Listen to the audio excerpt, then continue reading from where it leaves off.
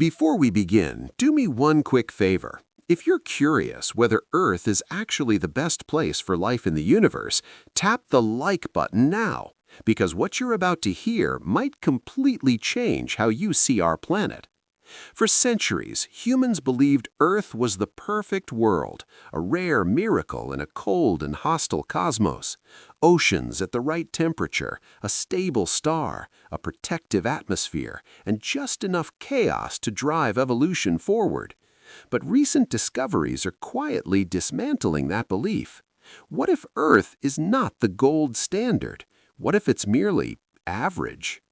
The Kepler Space Telescope was designed to answer a simple question: how common are planets? But in doing so, it uncovered something far more unsettling. It revealed worlds that appear calmer, more stable, and potentially more welcoming to life than Earth itself.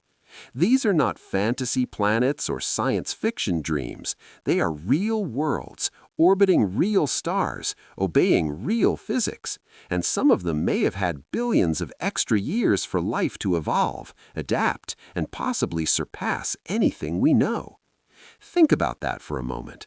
While life on Earth struggled through ice ages, asteroid impacts, and mass extinctions, life elsewhere may have enjoyed uninterrupted stability.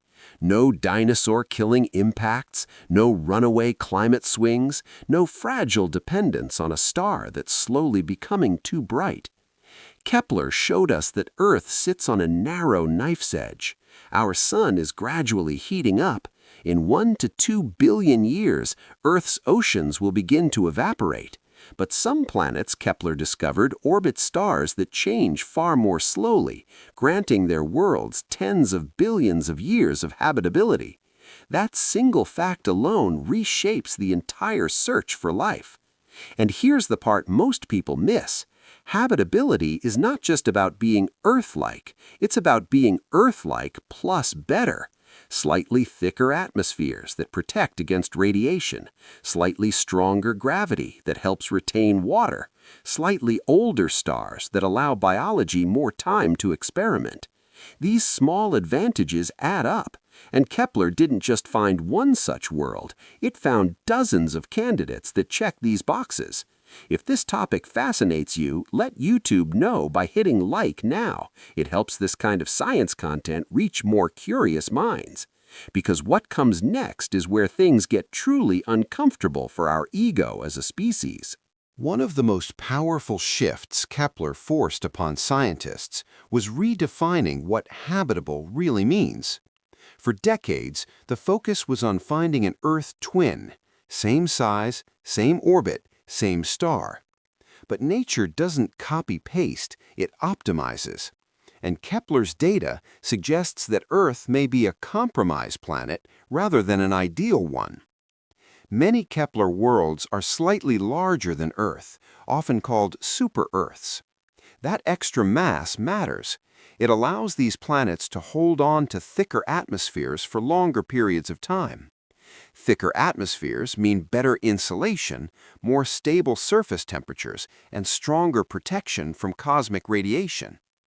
On Earth, our atmosphere is thin enough that solar storms can still disrupt satellites and power grids. On a super-habitable world, such events might barely be noticeable at the surface. Kepler also revealed planets orbiting stars smaller and dimmer than the Sun.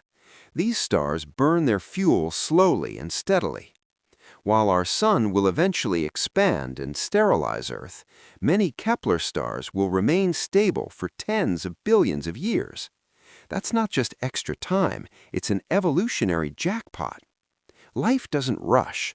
Complexity takes time. Intelligence takes even longer. And civilizations capable of reshaping their environment would benefit enormously from planetary stability. Another overlooked factor is axial tilt. Earth's tilt is stabilized by the Moon, but that stability is rare.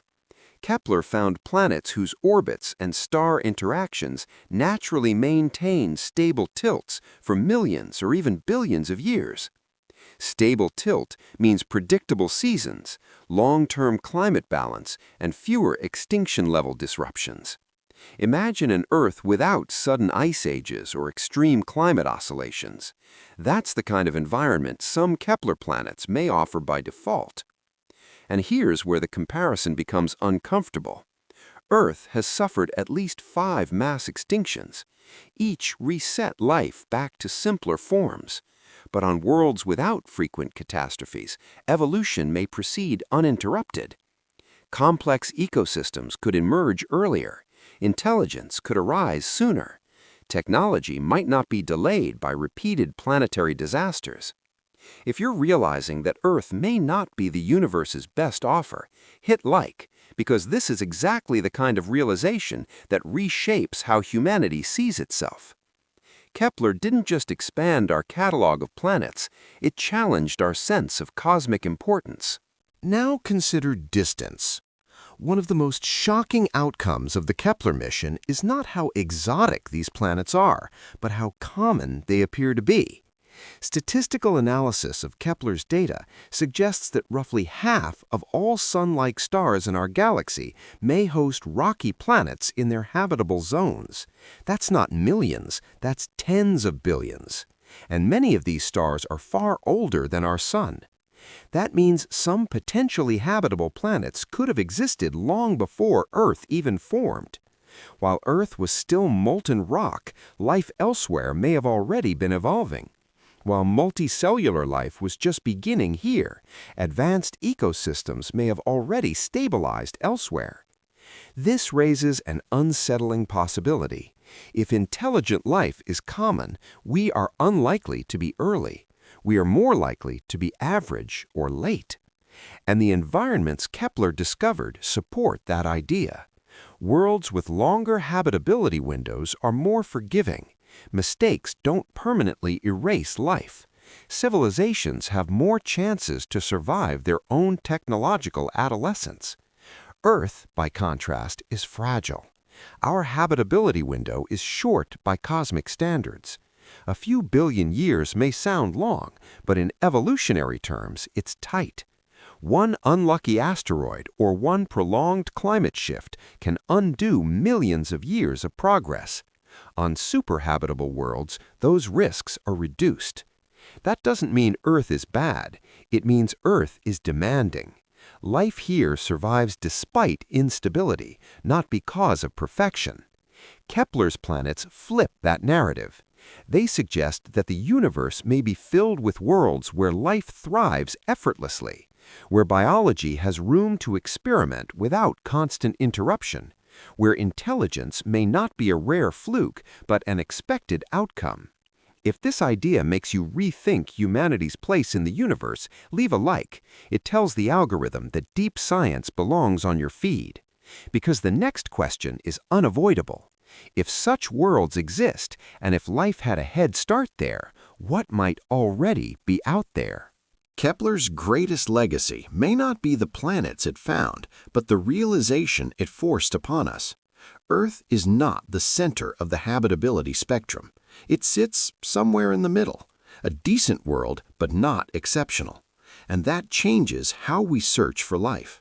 Instead of asking which planets look like Earth, scientists now ask which planets improve on Earth's weaknesses. That shift opens an entirely new chapter in astrobiology. It also reframes humanity's future. If Earth is not the best place for life, then our long-term survival may depend on understanding these better worlds. Not as destinations we can reach anytime soon, but as laboratories of possibility. They show us what works, what lasts, what supports complexity over deep time. And they remind us that the universe is not optimized for humans, it's optimized for physics. Life simply adapts where conditions allow. Kepler proved those conditions are far more common than we ever imagined. Somewhere out there may exist oceans that never freeze, climates that never collapse, and ecosystems that never face extinction-level resets. And somewhere among them may be worlds where intelligence arose earlier, stabilized faster, and endured longer. Whether we ever meet such life is unknown, but knowing that Earth is not the best possible world changes how we value it. It reminds us that our planet is precious not because it's perfect, but because it's temporary. If you want more content that explores the universe beyond comforting assumptions, make sure you're subscribed. And if this video made you question Earth's uniqueness, hit like one last time. Because Kepler didn't just find planets, it found perspective.